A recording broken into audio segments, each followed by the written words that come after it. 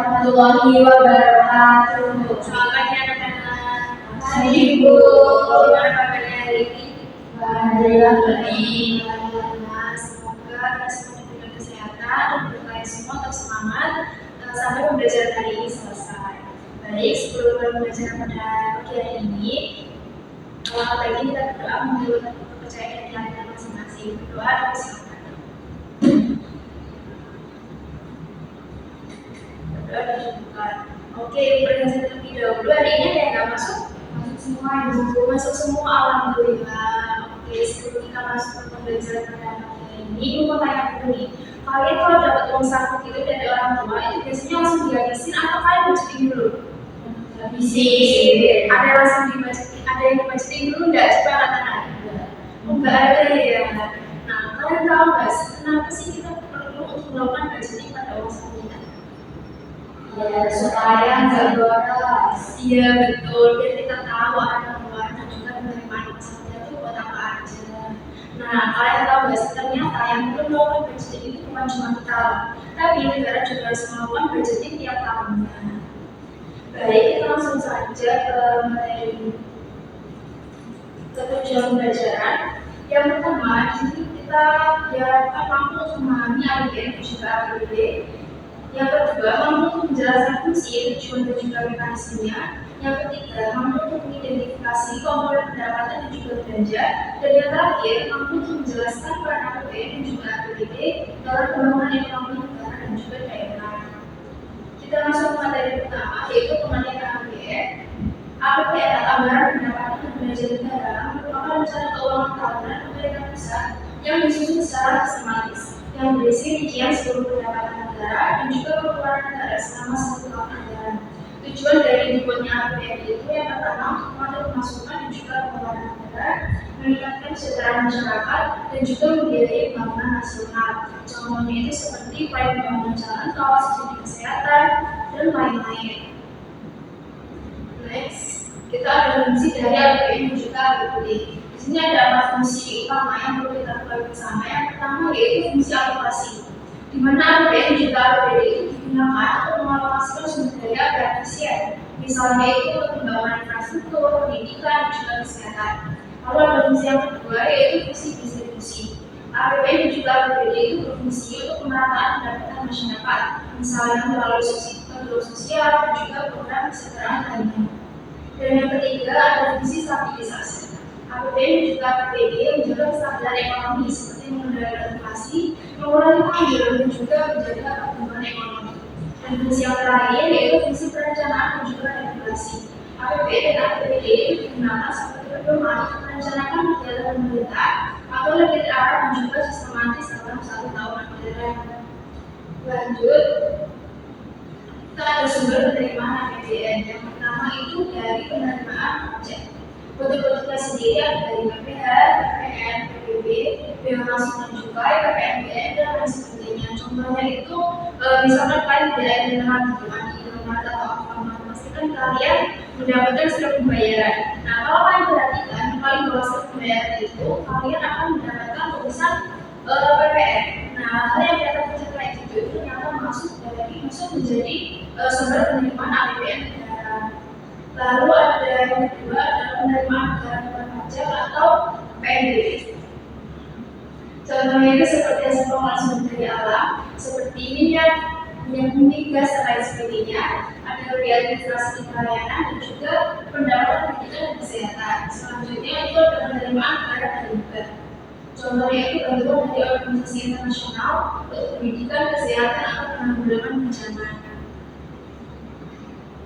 Selanjutnya kita mempelajari mekanisme penyusunan APBN.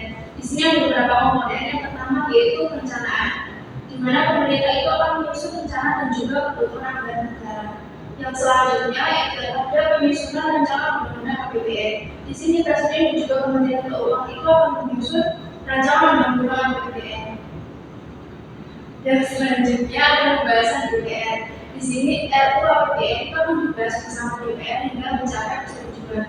Selanjutnya tahap pengesahan, di mana rencana undang-undang APBN sudah disidangkan itu yang sudah disetujui akan disahkan menjadi undang-undang. Dan tahapan yang terakhir itu tahapan pelaksanaan dan juga pengawasan APBN, di mana APBN itu akan dilaksanakan, diawasi dan juga dievaluasi selama 1 tahun. Nah, ada pertanyaan menarik nih. Kalau itu tadi sudah bilang, rencana undang-undang APBN 2007 itu kan akan disahkan menjadi undang-undang. Nah, kira-kira apa sih yang terjadi jika rencana undang-undang APBN yang tadi dibahas itu ternyata ditolak oleh DPR? Ada yang tahu nggak? Tidak tahu. Baik, kita akan belajar bersama-sama. Jadi, jika rencana undang-undang APBN yang telah dibahas itu ternyata ditolak oleh DPR, maka negara akan menggunakan APBN pada tahun sebelumnya. Kalau sudah paham? Baik, kalau sudah paham, kita lanjut ke materi selanjutnya, yaitu APBD. APBD itu atau Anggaran Pendapatan Belanja Daerah merupakan rencana keuangan tahunan pemerintah daerah yang disusun secara sistematis, memperhatikan seluruh penerimaan dan juga pengeluaran daerah dalam 1 tahun anggaran dengan tujuan untuk meningkatkan kesejahteraan masyarakat daerah, untuk membiayai pembangunan dan juga pelayanan daerah, dan yang ketiga untuk mendorong pertumbuhan ekonomi daerah. Contohnya itu seperti pengembangan fasilitas daerah seperti GOR dan lain sebagainya. Dan itu ada sumber penerimaan APBD. Di sini ada 2 komponen. Yang pertama, ada pendapatan aset daerah atau PAD. Untuk dari PAD sendiri ada pajak daerah. Pajak daerah itu ada pajak kendaraan bermotor, pajak hotel, pajak restoran, dan lain sebagainya.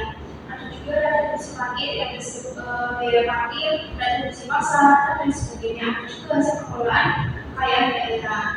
Komponen yang kedua yaitu adalah penerimaan dari transfer pemerintah pusat atau Pemda. Komponennya sendiri adalah alokasi umum, dana alokasi khusus, dana bagi hasil, dan juga dana desa. Selanjutnya ada komponen pengeluaran APBD. Di sini juga ada 2 komponen. Yang pertama yaitu belanja daerah yang digunakan untuk pendidikan, kesehatan, pembangunan infrastruktur, gaji pegawai dan operasional pemerintah. Pendidikan itu misalnya untuk pembangunan sekolah, fasilitas belajar, dan juga gaji guru. Untuk kesehatan itu seperti pembangunan rumah sakit, ada pembangunan jalan, saluran air, dan lain sebagainya. Lalu komponen yang kedua itu untuk pembiayaan daerah. Pembiayaan daerah di sini merupakan transaksi keuangan yang untuk defisit atau memanfaatkan surplus anggaran daerah. Contohnya itu membayar oleh daerah menggunakan salah perhitungan anggaran atau hasil uang. Kalau sudah paham? Sudah. Jadi kalau sudah paham, maka dicukupkan materi belajar pada bagian ini. Ibu di sini akan membacakan kesimpulan dari materi yang sudah Ibu belajar tadi. Di mana APBN juga APBD itu merupakan rencana keuangan pemerintah yang digunakan untuk mengatur pendapatan dan juga pengeluaran negara maupun daerah selama 1 tahun anggaran. Nah, tujuannya itu berperan penting dalam membiayai pembangunan, meningkatkan kesejahteraan masyarakat, serta menjaga kestabilan ekonomi. Dari itu ada terletak pada ruang lingkupnya. Kalau APBN nanti untuk pemerintah pusat, maka APBD itu untuk pemerintah daerah. Nah, melalui APBN juga APBD ini, pemerintah dapat menjalankan pembangunan, menjaga layanan publik, dan juga meningkatkan kesejahteraan masyarakat secara lebih terang dan juga efektif. Baik, untuk pembelajaran pada pagi hari ini akan kita cukupkan. Mohon maaf apabila ada kesalahan dalam penyampaian. Terima kasih banyak atas perhatiannya. Wassalamualaikum warahmatullahi wabarakatuh. Waalaikumsalam warahmatullahi wabarakatuh.